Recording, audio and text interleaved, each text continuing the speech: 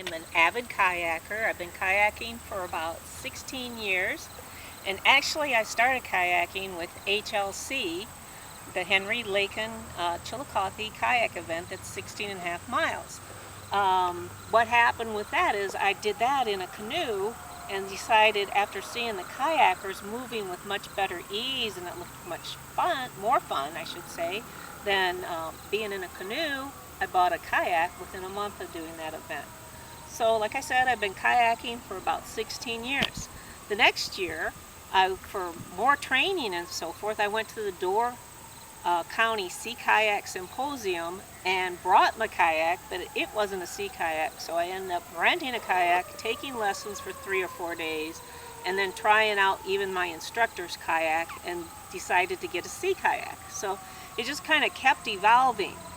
And then shortly after that, a couple years later, I'm kayaking again on HLC and realizing I'm about the first one done all the time when I do these events, and then I thought, I'm going to try kayak racing.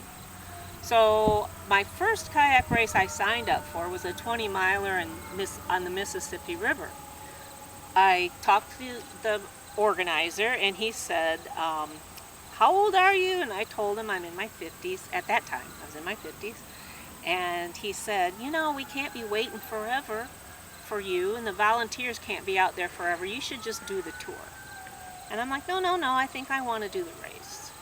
And so I did the race, and I ended up being the second overall female in the 20-mile race. So then that started the kayak racing. So I just really love kayaking, not just for racing, but also because I can get out and be with nature and photograph that and take my time and just relax too, not just race. So some of the things I've done was I put together this little poster of some of the pictures I've taken, and most of these are either at Banner Marsh or they're just right here in Chillicothe along the river. So that's why I like to kayak too, is because I love nature. Then another thing I like to do is paint nature, and I took one of my paddles that I won at a kayak race in Springfield and painted the backside with pelicans, because that's what I love seeing the most, I think, when I'm out paddling. So I thought, you know what, paint some pelicans on a wooden paddle, what could be better?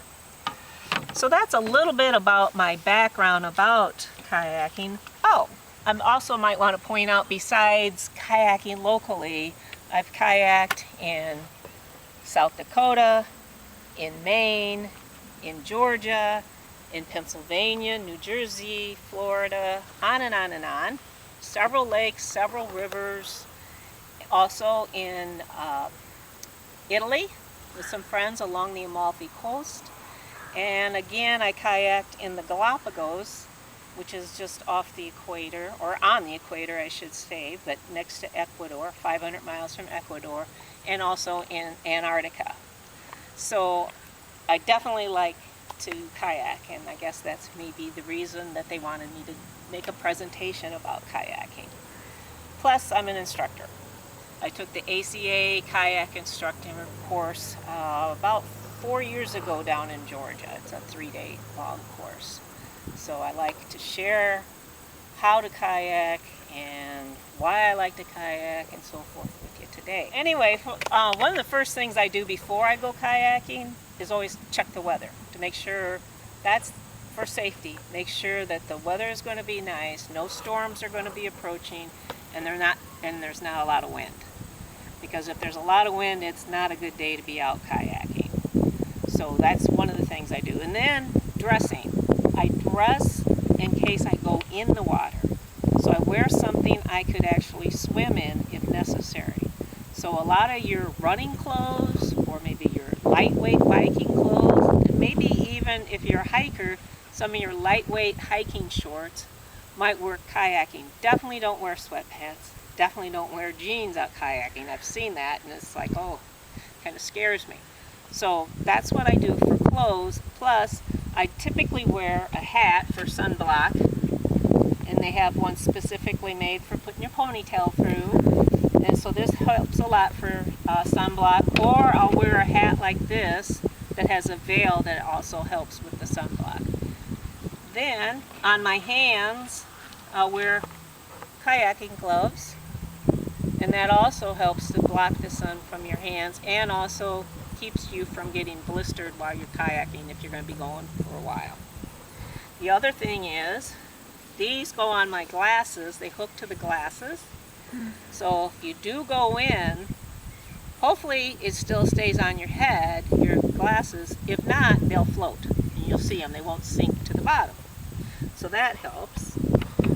Then, always, always, always wear a PFD. And if you spend just a little bit more money, you can get one, because you're going to be kayaking in the summer, that's a little bit lighter weight and has some more ventilation than some of the older models. So this one has some ventilation to it. And for wearing the PFD, I'll put mine on, it's going to be snug. You want it to be very snug on you, because if you go into the water, you don't want this slipping up in front of your face. And people sometimes rescue you by pulling on this to get you back in a boat. So that's one tip about the PFDs. Then for shoes, I don't wear what I have on, but I brought my shoes that I do wear. Most frequently I wear Keens, no flip-flops. Do not wear flip-flops kayaking, because when you're getting in and out of the kayak, it can be slippery or muddy, and those flip-flops are going to come right off and you're going to lose your balance. So we don't need any help in losing our balance getting in and out of the kayak. Or these work very well too, and they're comfortable and they're waterproof. They're made for the water. So those are some recommendations I would do for the clothing aspect. And since we're down here, bring a bottle of water. I usually use this. It's an insulated bottle, and this is also my biking bottle. So if you're a cyclist or a runner, you've really got a lot of the clothes you want or the gear you want for kayaking.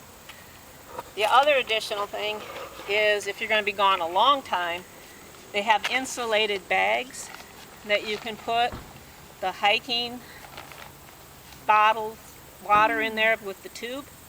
So you can have that at the back of your kayak and run the tube alongside you and then be drinking that as you're kayaking. It'll keep your water cold. So that's another item that you might want to have. And I also brought with me a pump. So you never know when you're kayaking, if you go in and you can get right back in your kayak, you're going to have a lot of water still in there. And this will just take it and you put it in there, and it just sucks the water and you squirt it out. And that helps a lot. And I actually had to use this during a kayak race down in Missouri, where I was kayaking along and the current pushed me right under a tree, a tree that was falling, and I was trying not to hit it, but I did, and I slid up the next side to it, and then of course the water just kept coming in, and I pulled myself with the branches to get out from under it, but I had quite a bit of water in my kayak, and I had to pump that out and then continue with the race. So at least I didn't go all the way in, but it was very handy having this, and I've used it also for just cleaning out my kayak too, because you get water in it too, and it'll just get almost all of it out. So, and I put that usually on the back of my kayak and always just carry it with me. This I carry in the front, and then I also put my water bottle in there and a few other items that I want, and sometimes a spare pair of gloves. And if you're going to be gone a long time, some food and so forth can go in here, and it's got zippered pockets, and it's pretty handy. And it has a way to go underneath the cords of your kayak, and then you can hook it on there so it'll stay. So that's pretty handy. The other thing I wanted to point out is your paddle, and I'll get that. A lot of people want to know how to hold the paddle. This one almost is like a cheater for where to hold the paddle, because it's got the bent shaft, but that helps with your wrist a little bit. But anyway, for placement of your hands, the best thing to do for that is take your paddle, take the center of it, put it on your head, and if your hands are at a right angle, that's where your hands should be. Also, when it comes to paddling itself, you want to make sure that you have the cup of it going into the water and not backwards. So when you're sitting in your kayak, basically the blade goes in about knee length and comes up about hip. So on both sides, so you in, and then don't go really deep with the blade. If you were watching it in the water, you could just probably see the top of it under the water as you're kayaking. Now that can change a little bit as you get going, but for the most part, no deep strokes, especially if you're a newbie. And try to pretend as if you have a box between you and the shaft of the paddle and use your whole body. Don't be doing this. I see that a lot. You want to use your whole body when you paddle. The other thing that people ask about, and it's a kind of a problem sometimes, is just getting in and out of your kayak. So we'll go over to my kayak, and what I do is basically immerse my kayak just in the shallow part where maybe just the tip of it might be out on the marina. And when I want to get into my kayak, I check my balance, I hold on to the front, to the rim of the cockpit, I straddle it, and the first thing you want to do is just put your hands back here and then get your butt in the kayak first. And then your feet are just dangling here. Then make sure you have your balance before you try and you're not rocking too much. And then put one foot in at a time. The other thing is sitting in the kayak, it's not a recliner. You want to have your feet pressed up against the pegs in the kayak and then have your knees out to the side, pressing out to the side. Oh, that was my car. And your back pressed against. So you have stability points with having your feet there, your knees on the outside, and your back pressed against it, and it makes you more centered in your kayak and a better chance that you're not going to be want your weight on one side or the other. It'll keep you more centered, and the more centered you are, the better it is for paddling too. So you'll be stroking, like I said, the blade goes in at your knees, comes up out of the water. And the other thing to point out here is, if you're the most experienced kayaker, you should be the last one to go in the water and probably helping out other people get into the water. And reverse that, coming back after you're done paddling, if you're the most experienced kayaker, you want to get out of the water first so you can go back and help your friends. And a good way to help them is to sit right there on the hatch in the front of the kayak and face them and hold it for stability, so when they're getting in and out of the kayak, it's a lot better. And so getting out of the kayak is just the opposite of what I was just talking about. You take your feet out first, and once you feel like you have some balance and it's not rocking a lot, you push up on the cockpit, you get your legs straight, hold your hands here, and for me, I used to try to flip my leg over the kayak. Now it's in the water and I just pull my kayak back. If you want to try kayaking and you're a newbie at this, you might want to try going to Eureka Lake, which is a small lake, but they have kayak rentals. And it's a good way to try out different kayaks anyway, is to rent some first before you purchase. Or go to Evergreen Lake, or Lake Evergreen, I might have it backwards, in Bloomington, where they also rent out kayaks. So those are two places I would recommend.